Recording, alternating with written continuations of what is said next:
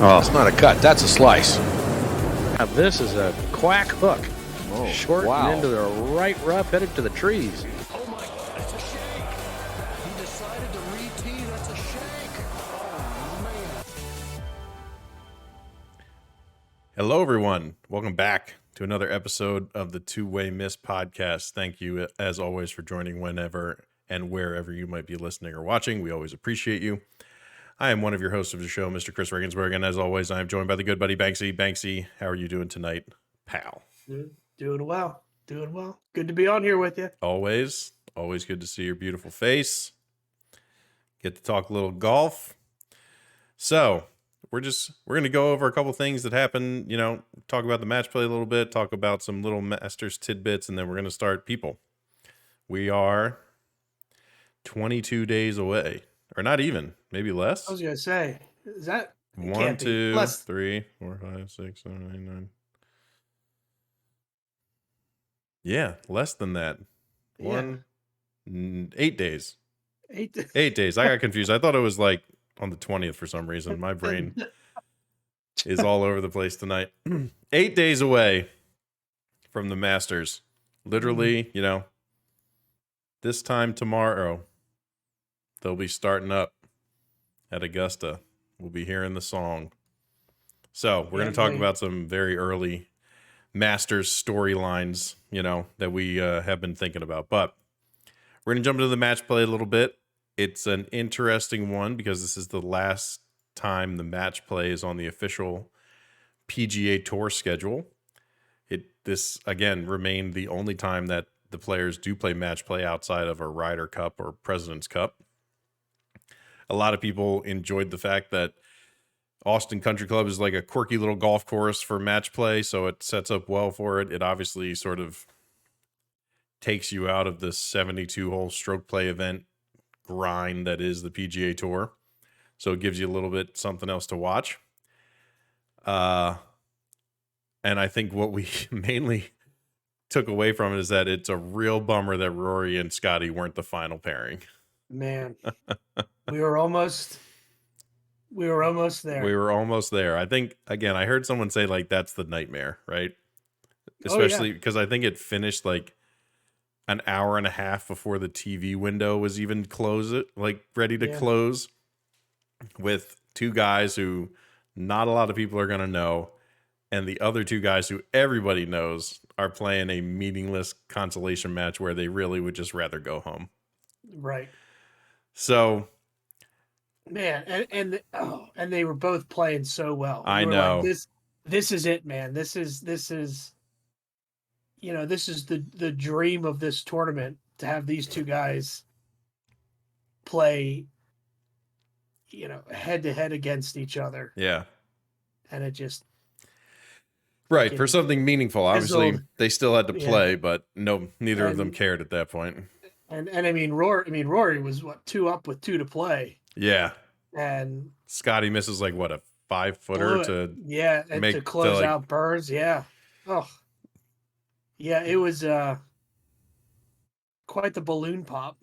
Yeah. It was a bummer. Again, it's the kind of, you almost want those things to happen early in the tournament. Like, fine, if a couple low seeds beat some high seeds, that's cool. But they kind of took away the drama of that with the pool play, because now everyone just plays 2 matches, and that are 2 or 3 matches, right? They play almost 3 matches, and then they essentially reseed the whole tournament. And then you can finally get, there's still some upsets. Again, Ricky beat Rahm, I think, in the first day. There were a couple other ones that I can't remember off the top of my head. That was the biggest one, but it was just a lot more exciting when it was like one and done. And I get that that's tough, because if back in the day, if Tiger loses to the 64th seed, and goes home on a Thursday, that kind of ruins your tournament ticket sales and your hospitality and all that. So that's obviously why they didn't do it, or they don't still do it that way. But it was the only thing that gave this thing kind of some juice, unless all the top seeds won and you got a final match that had really knowable people playing well. Like you could seed and like do one and done, and then all the losers like stay for the weekend anyway and play just like a stroke play event for shits and not shits and giggles, but just play stroke play. But obviously, the match play purse would be much more lucrative. Yeah. But that would keep those guys. But it would be fun to just see, one and done. It just puts so much more drama onto it as Yeah. opposed to like, oh, they're just going to play 3 and then see how they did. Yeah. But having said that, man, we had the cream Right. rising to the top, man. We were good to go there for a while, and I actually got pretty invested in it. I Saturday was a shit day for weather. Yeah. So I literally sat on the couch and watched like 12 hours of golf. That's recorded, awesome. so I get fast forward, thank Of goodness. course. But like, I mean, I really got into it, and it's so much fun to see. By Saturday, you play your match, and then you go to the range for like 15 minutes. Yeah, right. And then you go back and play again. Like Yeah. it was kind of, and the course it is like, as a good word, it's a quirky course. Guys get to play some really neat shots, Mm-hmm. and they get to take more risks and more chances because it is match play. Right. So it was a lot of fun. And then, Sunday looked awesome until it didn't. Yeah, right. Oh, man. Yeah. So then it's like, man, I just wasted all this Right. time I was invested in all this and now for this. All right, I'm going to go mow Sam the Burns yard. and Cam Young. Yeah. Yeah. I mean, if anything to take away, it's 2 guys at the top of the list playing well, going, a week, or so, 2 weeks away from the Masters. So obviously Scotty continued to play well, continued to play how he's been playing. I think is still the favorite, or probably should be the betting favorite for the Masters. And then Rory, again, someone we just want to see stay consistent for a little bit. Put it together, and I'm sticking with him for my Masters pick. Yep. I just like, he looked great with the putter. Yeah, he was on fire. And keep that.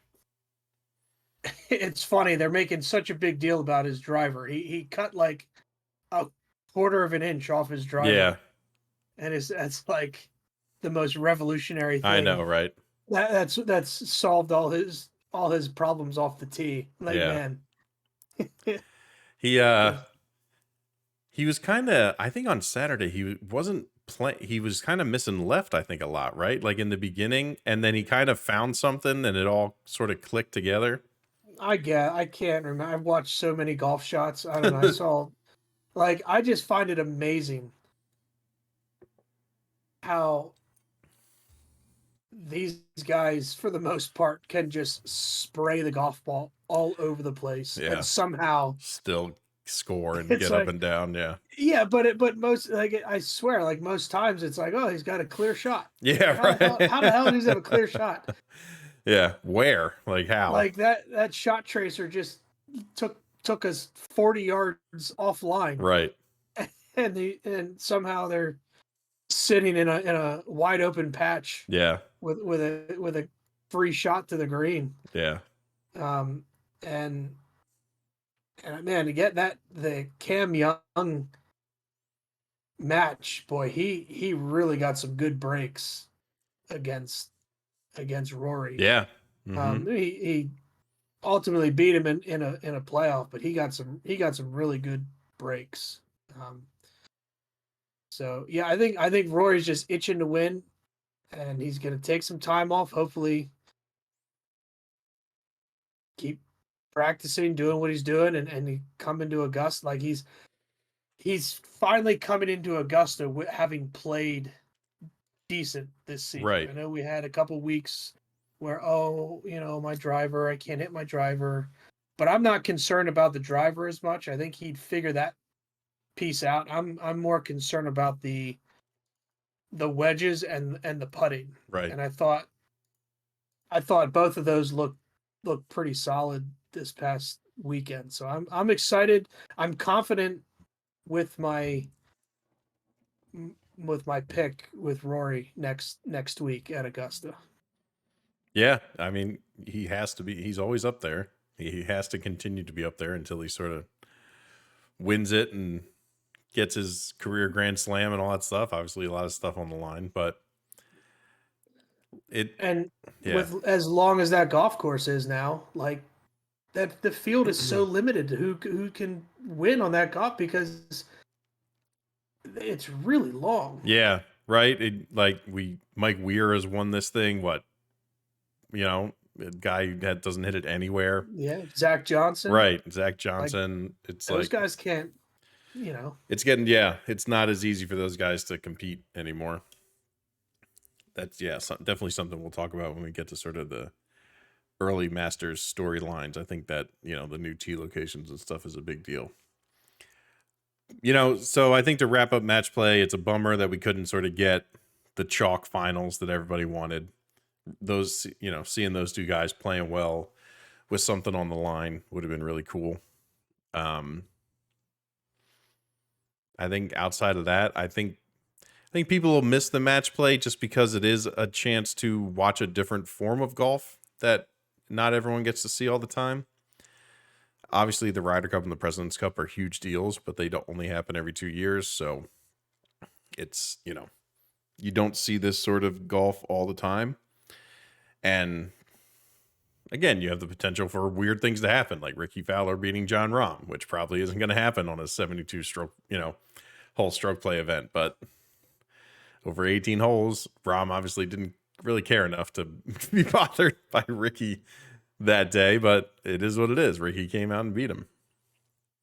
I don't know if that translates into anything for Ricky, but I guess we'll see. We'll see how it goes. I'm sure John Rahm is going to be just fine in his confidence. So this week, the Valero Texas Open is happening. The only real important thing there is that the winner gets into Augusta the next week. So there's one spot left. All the special invites, that's done. Everything's finished. Jason Day got a special invite to participate in the Masters, which is great. I mean, he's been playing well. Mm-hmm. So there is one spot left. It goes to now pending any dropouts or withdrawals or injuries, but there is one spot left. So these guys this week are and you gotta win it to get it. It's not just like if you have enough points or anything like that. It's like, nope, you gotta win the sucker in order to get in there. So be a lot of guys, I'm sure, going for glory there as they're trying to win that thing. Like you said, Jason Day gets, one of those special invitations to the Masters. Again, a guy who's I think he's earned it just by his play the last month and a half or so. Playing well, kind of coming out of nowhere and playing well. I don't think any of us, I mean, at least I wasn't hearing things about like Jason Day's on like the comeback path or anything like that, but starts showing up at these tournaments and starts, top 20, top 10, top 15. Yeah. Kind of out of nowhere. Yeah, I think it's been six years since he's won a golf tournament. Yep. I know he has some swing path changes. So again, are we confident in that to do that every time? Staying committed to the new swing. But hey, he's hitting it far. I mean, so far he can still putt the shit out of the ball. So, yeah, I'm glad he's there, and it's nice to see him playing well because that's another one of those guys where has that amazing 2015 season. He's winning everything. He looks unstoppable, and then 8 years later, we're getting special invites to play at Augusta, where you would think that he would be kind of a mainstay. Yeah, you almost in that expected in him to that win field. one back then Yeah, in those, sure. in those years. So golf, man, it's whew, It's a weird one, that's for sure. yeah. Um, again, everyone's kind of talking about. I don't know if the champion. I don't think the Champions Dinner happened yet, but everyone's talking about how this is kind of going to be the first time that these live guys and PGA Tour guys are in the same room, and some of them have not said, so many nice things about the others. Freddie Couples being one of them. Uh, Fred, Sergio, and Phil. Do you think yep. they're? I'm not sure if they're going to be clinking glasses and having some cocktails together, but I doubt we'll know what comes out of that right away. Obviously, reporters are going to do their best to try and figure that out, and maybe someone slips and talks about it, but I doubt we'll know how that goes, Yeah. till probably a few years from now when somebody finally gets And the scoop. This is the first time we'll see these guys competing live in Yeah. PGA. Since this, last year was kind of like, okay, we're kind of getting a feel like what is live. Mhm. These guys are still in the majors, whatever. Now that we've had almost a whole year to kind of digest this Yeah. live situation and what it's become, this is our first time seeing these guys in in competition together. Yeah. And I hear that based on their contracts, they're going to have to wear their live team shirts and hats. Are they really? Yeah. Because it's in their contract. Oh, So man. you're going to see some 4 Aces and Fireball shirts at Augusta Oh National. my gosh.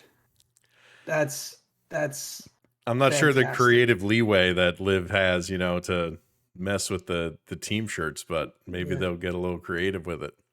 Well, I've read something from Brooks Koepka, and according to him, it's all good. We're all still friends. He's like, I was just at somewhere, and Yeah. I was talking to Rory and Justin Thomas, and and it's all good. We're all friends still. I think some of them might be the people who aren't suing one another. Like, I don't think Brooks is in any of these lawsuits. I don't think P. Reed's going to be a popular guy at this dinner. I guess That's right. He gets the kids table. Like, yeah, right. Just By outside himself. the Yeah. door. He gets the low chair. Yeah.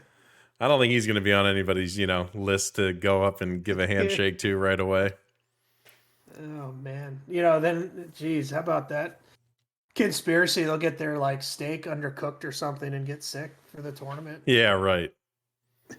Oh man. It's just, I don't know. Again, it's not like it's stupid golf drama. There's nothing serious about this. Like, it's just pettiness and stuff like that. But again, some people are suing other people in the same room. So that's right. that's a real thing that's happening. Yeah. It goes back to, man, you wish Norman would have won that green jacket.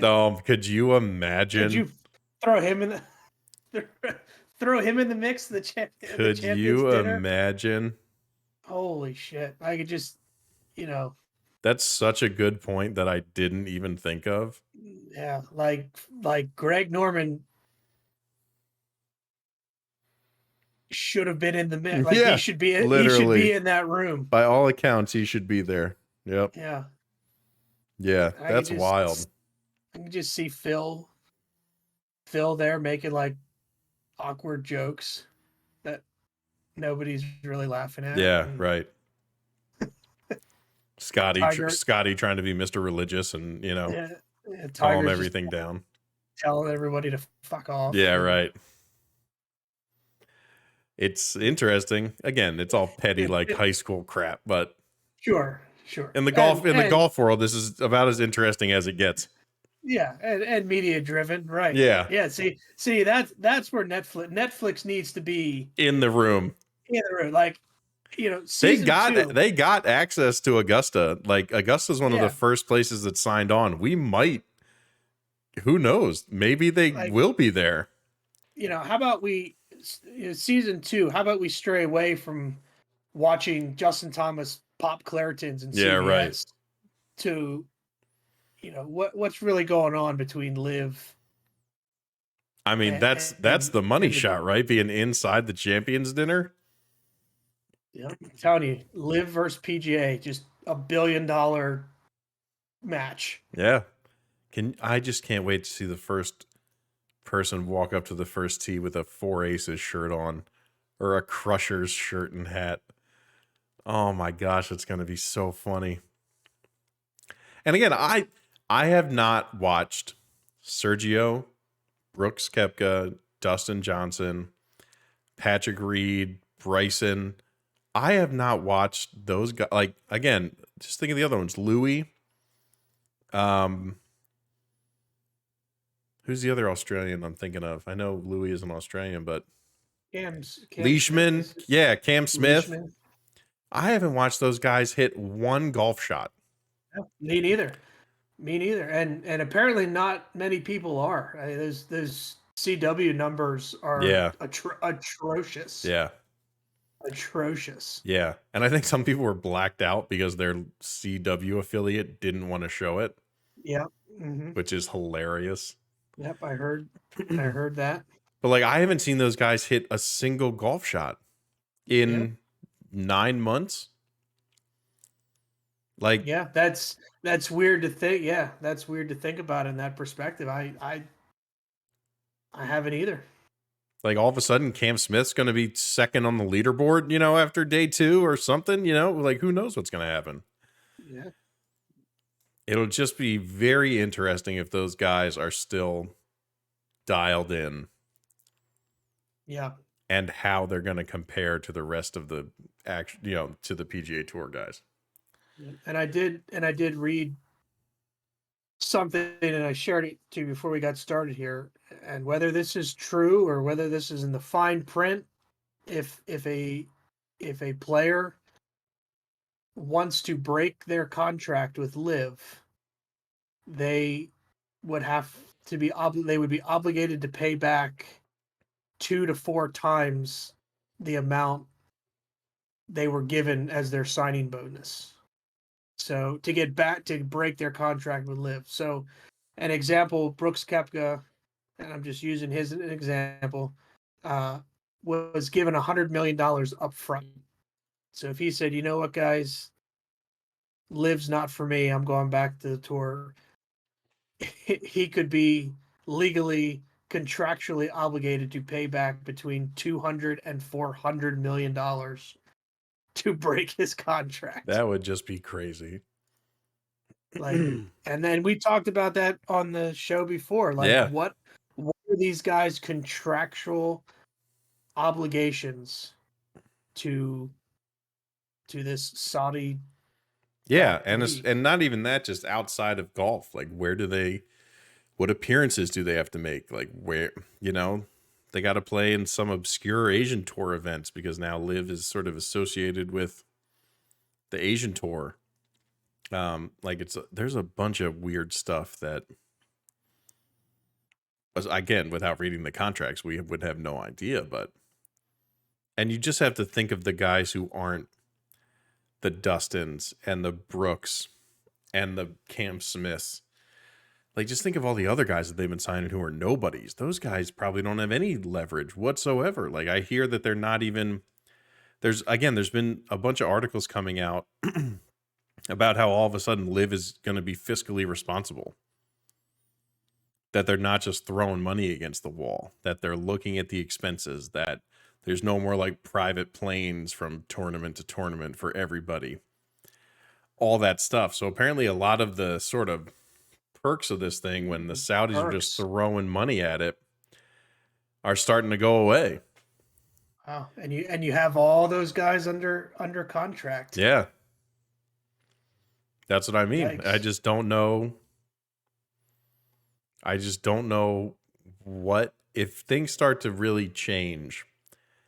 And again, I don't think the purses are changing or anything like that. So don't get me wrong. Like where they get the money from playing, I don't think is changing. But if all these like perks about whatever, their accommodations or where they get to stay or the food that's being served, or if they start to like penny pinch, Yeah. like, are these guys going to love having to play a bunch of Asian tour events and then, you know, I mean, there's no way the tour is making any money. no, it's not at it's all. hemorrhaging money. So right. So it is the Saudis going to just keep throwing like money at it and taking a loss every year? And a lot of these PGA Tour guys too are breaking up with their sponsors. Yeah. So, for example, Dustin Johnson is no longer with Adidas. Adidas is probably funding that private jet to get him from tournament to tournament to tournament. Well, that's gone now. So, as far as not having access to the private planes through Live and Well, yeah. through your I mean, sponsors, he made $200 million, so I think he's fine. No, I get, private but jet-wise. again, that's him, right. That's exactly. him. Exactly. And even that, regardless how much money you have, you've been getting that for free. Yeah, for the last sure. 15 years. Now all of a sudden, you got to spend a couple $100,000 to get to a tournament, and you have those other guys. Yeah. It's just, again, it's just not all that it's cracked up to be. It's just extremely interesting to see what's going to happen and see what the breaking point might eventually be for somebody. I don't know. We don't know yet. We'll just have to wait and see. Yeah. I don't think it's sustainable. I mean, it's not. The tour is not sustainable. It's gonna fold, and I think at some point we're gonna be like, oh yeah, Live. Yeah, I remember that. That was stupid for those couple years. Yeah. Yeah. I mean, that's exactly how it's going to be. It's not financially viable. If they all of a sudden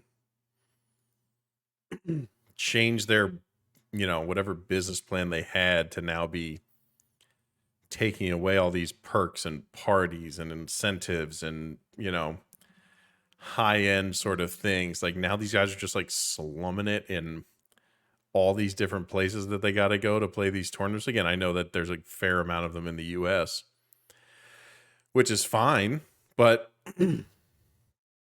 like I don't know when that sort of cracks someone's interest. And then again, we don't know the nuances of the contracts to know how they could get out of it or what money they would lose if they decide to get out of it or whatever else, might be the case. Yeah. And then what's that process look like to get back on the PGA Tour? Yeah, or if that's even possible. If that's even going to be possible, it's could be like, no, we're good. Yeah, it could be. I didn't expect to talk about Live that much, but some stuff that obviously got brought, like that's been going on that is really, really interesting as we head into the Masters. Anything else piquing your interest, as we're a week out of Augusta that, anything you've been thinking about or thinking might affect the tournament this year? No, I like the women's amateur at Augusta's this weekend. I think they play one day at, I think they play the weekend at Augusta. Okay. So that I really enjoy. First of all, those women can really play. Yeah, they can. And so it's neat to see, like it's like a sneak peek to the golf course. Yeah. Like you get to see the golf course, which is really cool. So that's, if you have time or any listeners are out there, take a look at that over the weekend and get a sneak peek at the golf course and again, these girls can really, really play. So it's worth your time. Yeah. I'm extremely interested to see how the new 13th plays with that tee that's way back there. Yeah. I'm interested to see what it looks like on TV and on camera. I'm interested to see how the approach to the hole changes, or what these guys are hitting into the green, or are there some guys who aren't even making it? That could be the case. Like, who knows? Yeah. So Um, Scotty Scheffler explained it. He like he can't draw his driver. yeah, According to him. I mean, I'm sure he could if he really right, needed to, right. If but he, yeah, according to him, like he can't hit a draw with his driver. So he's probably taking a 3-wood off that tee and still trying to and just going to hit it at those trees because you can't really sling it around the corner right, anymore. right. Um, so yeah, it's going to be like a totally different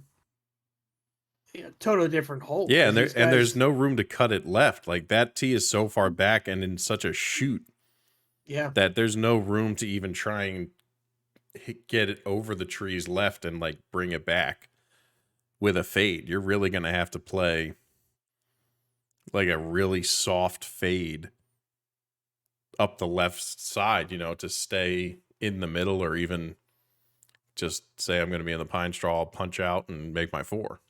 yeah. There's going to be a lot of third shots into the green now because those guys are going to have to be in a pretty dark and the fairway's so So canted from right to left. right. I mean, these guys are really going to need to have a confident swing at the ball because of how undulated the terrain Mm-hmm. is, and which you've been there, so you can probably speak to it. But the TV doesn't do as good as the No, coverage it is. doesn't. It doesn't do justice to how undulated that Yeah. terrain is, and then with Yeah. the creek right in front of that green. Mm-hmm. Yeah, that will be neat to see. And 11, I think they took. I mean, 11's just a monster Yeah. now, but they did take a lot of the trees. I think they are taking trees out on the right Mm-hmm. to make it a little more accessible because those guys are just going to swing as hard as they possibly can and Right. try and um, try and get a look at the green. But, Mm-hmm. Yeah, I'm yeah, interested to see how that plays.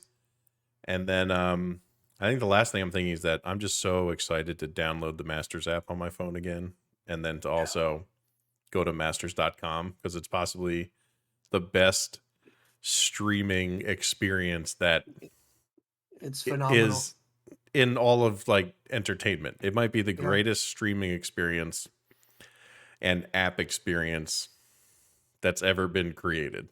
Yeah, it's amazing. And now with the shot by shot, you literally can see every shot every player hits Yeah. on the website. You click on any hole, you can see every shot that any player in the field hits. And it's just crazy. And it's the best sporting viewing experience that's going on. Absolutely. Even right down to masters at the range. Like you can just watch those guys. Like you can start your day with watching them warm up and hit balls on that beautiful Mm. driving range. Yeah, I heard I was listening to Craig Stadler, who won the Masters, I don't know, 30 some years ago. Yeah. And they asked him, they said, hey, if you want to play Augusta, like how do you as a professional golfer and then as a previous winner, like how do you get on Augusta? Mm-hmm. And he's like, for the most part, you just call them and say you want to play, and they'll say, yeah, come on out. He said, you can play, you can't go practice. Right? Oh, yeah. Because, I mean, they do have a member warm-up area, but the big one that they use tournament week is only open during the tournament week. And maybe that's specifically what he was talking about, but I thought it was very interesting. He's like, I can go play. Like I can call them, I can go down and show up and whatever, and I'm have like an area to warm up and whatever. Yeah. But if he wanted to just go and spend the day practicing there, I don't know if they wouldn't let him, but it's probably one of those frowned upon situations. Yeah, sure. But yeah, I thought that was interesting. But it is neat that they can go back and those guys can go back and get on the golf course when. Well, yeah, essentially especially the champions, right? within certain months, whatever. I forget what months he said, but there's like a window, and then there's another portion of the year where the course is completely off limits. Yeah. As long as you go within that window, you can go play. So Yeah, it's crazy.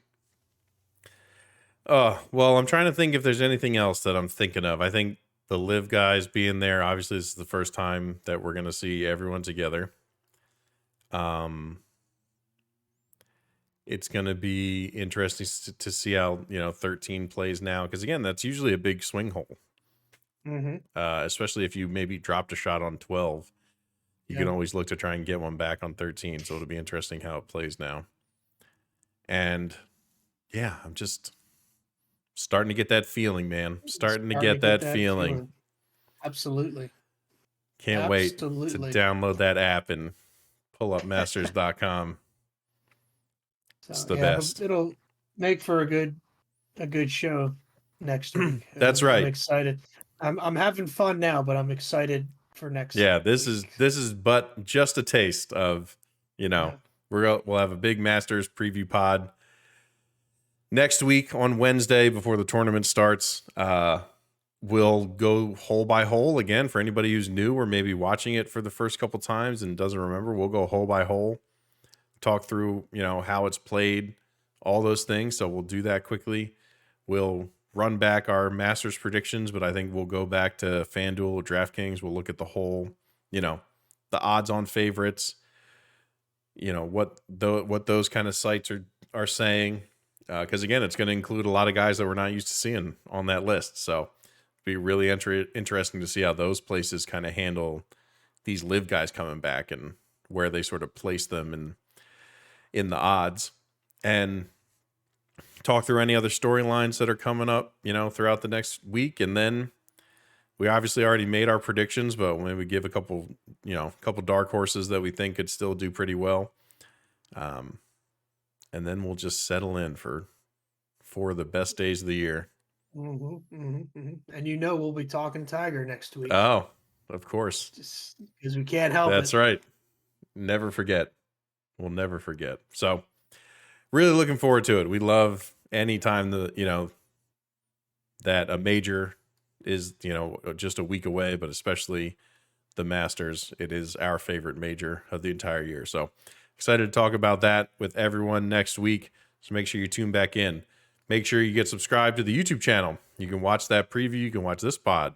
All of our podcasts go up on YouTube in video form. You can see our beautiful faces as we talk about all the good stuff in golf. Wherever you get your podcasts, Apple, Spotify, Amazon, Google, just search the Two-Way Miss. We will be there. You can subscribe on those platforms. Leave us a rating.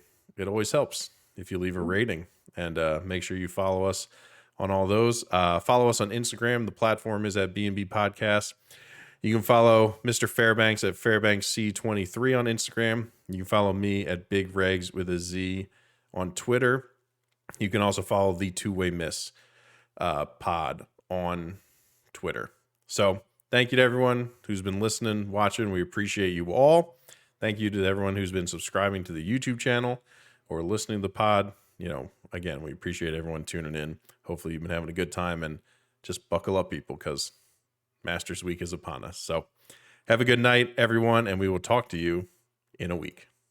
Swing hard, everyone. Oh, it's not a cut. That's a slice. Now this is a quack hook. Oh, Short wow. and into the right rough, headed to the trees.